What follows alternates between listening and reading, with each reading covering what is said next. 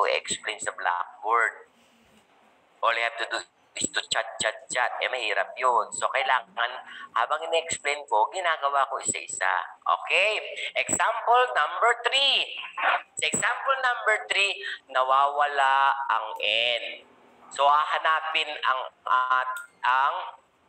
number N. What is the value of your N? Okay. So, this time, meron tayong gagawin na kahanapin natin ang value ng N. So, ayan, no? Yung ginawa. Ang value ng N. So, which means, okay. Ay, ito. Medyo komplikado to, ha? Ito baka makalimutan nyo kasi medyo, ang ginawa dito, parang algebra, parang ano na siya, pang integers. Ginagagamitan natin to ng papalitan ang plus, magiging minus. Ganito yan.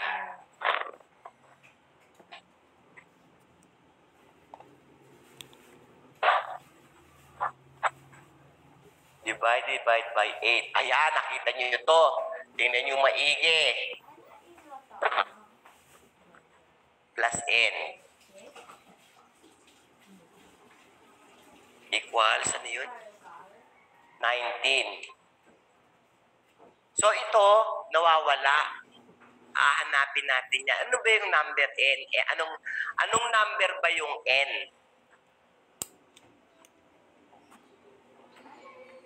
Yan, ang hinahanap natin dyan. Last time I did that correct. Okay.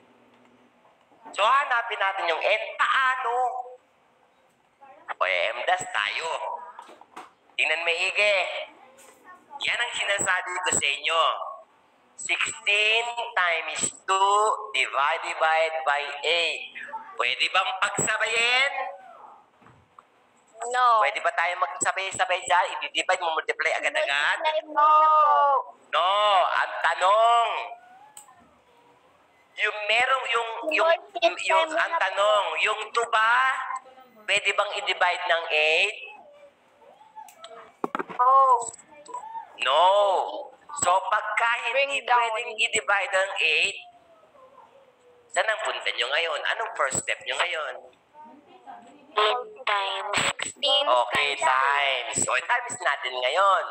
32. 32. Okay, 32. I-divide natin sa 8.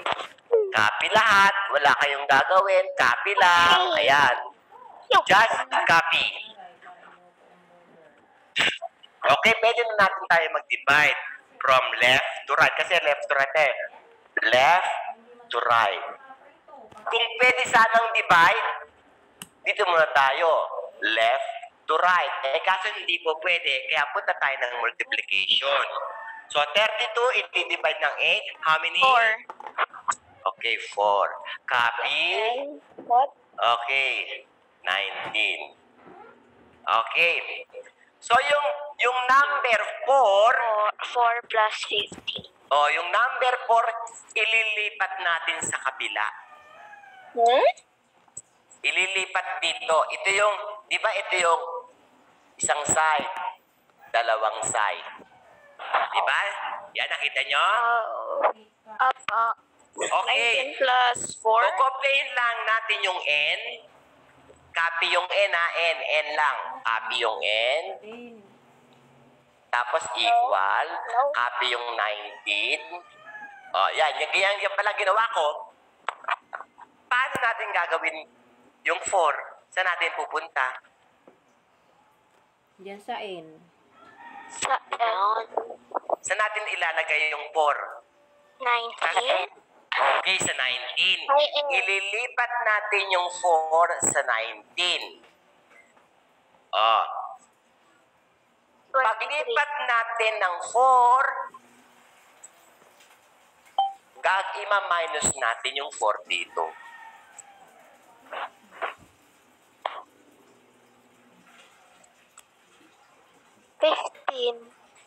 What is the answer? 15. Okay, n is equal to 15. O, yan ang final answer nyo. Nakuha nyo na yung n. Kasi ang hinahanap yung letter n. So, ang value ng letter n is 15. Lunch factor ba doon sa 19? Okay, naiintindihan ba ako? Teacher. Okay, Walang what? sumakto sa 19. Ha? Walang sumakto sa 19. Ano sabi mo? Wala na daw pong sumakto sa 19. Lipat mo dito mamaya sa Tumakto sa 19. Is it gonna be 15? O, ulitin ko ha. Pakinggan nyo ako. Ulitin ko yan. Yung N, hahanapin na. Ano ba ng number? Anong number ang letter N? Di natin alam kasi nakalagay N eh. Ano dapat ang nakalagay doon? Pag nilagay natin itong E15 dito, pagka sinolve natin to, ang lalabas 19. 4 plus O, 19. pag ito, yung 15 lagay ko dito, pag sinolve ko to lahat, lalabas ay 19. O, tinan nyo ha, maigi. O, 16 times 2 divided by 8 plus, ano yung 15 equals 19. Sure, hindi na makita, teacher. Hindi pa nakita? Hindi nakita? Apo. Hindi na lang po yung... I only see 16 Nakita lang po yung 16 2 divided by 8. Ito lang po kayo sa kabilang side. Dito ako sa kabilang side. Opo. Okay. So, hinahanap ang N. So, pag hinahanap ang N, kopya ulit ito eh, oh.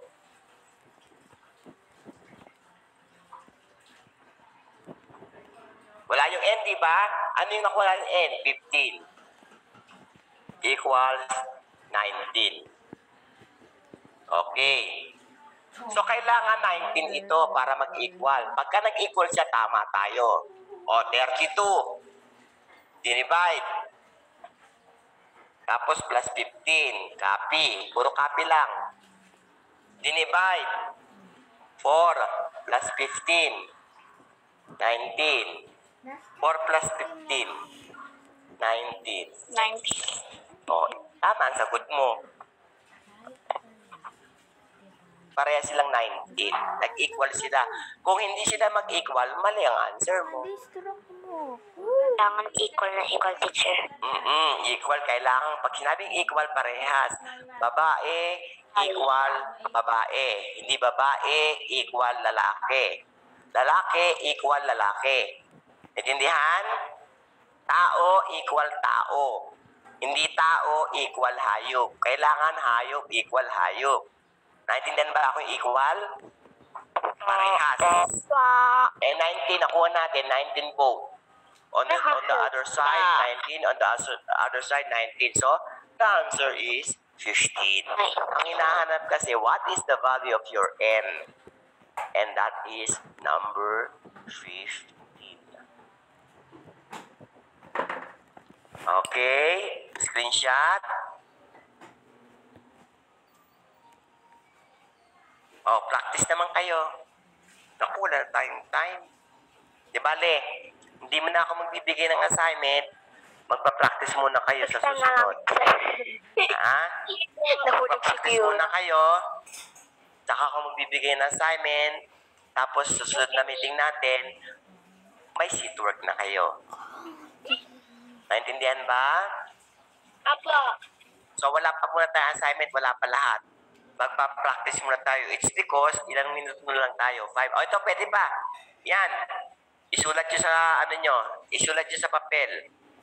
9 plus 21 times 5 minus 46. Sir, pwede whiteboard? Oo naman. Sige, bahala kayo. Basta chat nyo yung sagot nyo. What is the answer? I-screenshot nyo Sir, muna to, ha? pipicturean po yan. Siyempre, lesson natin yan eh. Lesson. Ito, sa blackboard. Picturean Sir nyo. po. Yung sa blackboard, picturean nyo. Yung 16 Kasi lesson yan para pagka nag-exam tayo, meron kayong revision. Na-answer Mami, yan, ito yung teacher. lesson namin. Teacher, send mo din yan sa GC. What is ganakopya? Itong copy, Blackboard. Ay, kukopyahin nyo, ito, 9 plus 21x minus 6. And then solve. Para saan po? Tingnan ko kung naiintindihan niyo yung turo ko. Ang tanong, una, di kinopya nyo na, nakapy na ba yung problem? Opo. Oh, what is the first step? Times. Okay, do it now.